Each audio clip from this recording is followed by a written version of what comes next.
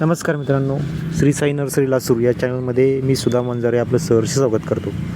तर मित्रांनो, आजच्या व्हिडिओमध्ये आपण बघणार आहोत की रबर प्लांट जे आहे, तर रबर प्लांटला काय होतं की सिंगल ब्रँचेस असतात, तर त्या रबर प्लांट अट्रॅक्टिव्ह दिसत नाही.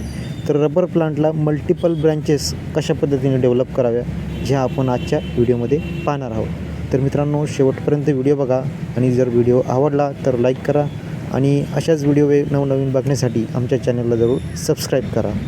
तर चला तर मित्रांनो, सुरू करूया आजचा व्हिडिओ. तर मित्रांनो, तुम्ही हे व्हिडिओमध्ये बघत असाल, हे आहे ब्लॅक रबर प्लांट.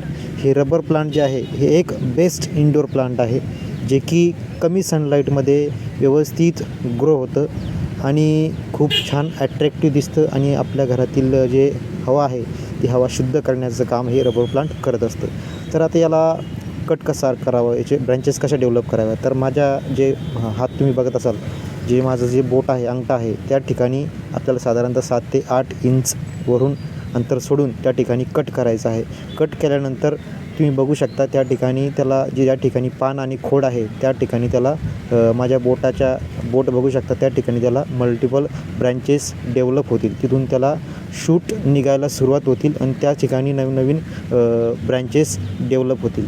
तर अशा पद्धतीने जर तुम्ही या प्लांटला वरच्या बाजूने कट करून मल्टिपल ब्रँचेस डेव्हलप करू शकता.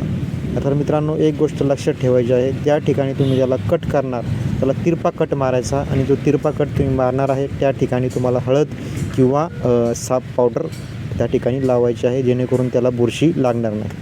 आणि अशा पद्धतीने जर तुम्ही रबर प्लांट कट केलं तर त्या रबर प्लांटला चांगल्या प्रकारे नवनवीन ब्रँचेस येतील आणि तुमचं रबर प्लांट बुशी दिसेल आणि आणखी जास्त चांगल्या पद्धतीने ॲट्रॅक्टिव्ह आणि सुंदर दिसेल. तर मित्रांनो, व्हिडिओ आवडला असेल तर जरूर लाईक करा.